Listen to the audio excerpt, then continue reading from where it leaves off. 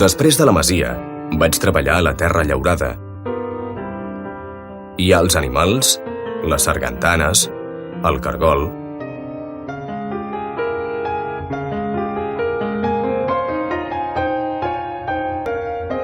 Però també hi ha un trencament. Els plans ja no hi són en funció de la perspectiva, sinó per una opció afectiva.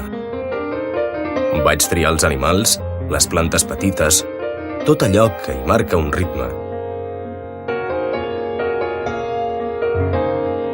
Per mi un arbre no és un arbre, una cosa que pertany al regne vegetal, sinó una cosa humana, una cosa vivent. És un personatge, un arbre, sobretot els arbres de casa nostra. Els garrofers.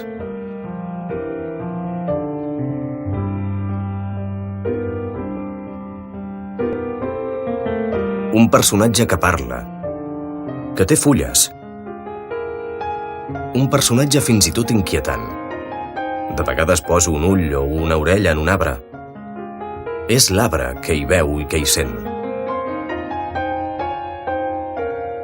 Als frescos romànics, els ulls són per tot. El món sencer us mira. Tot, el sostre, l'arbre, per tot hi ha ulls.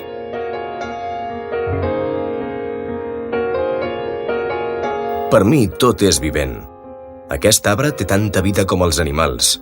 Una ànima, un esperit, no és sols un tronc i unes fulles.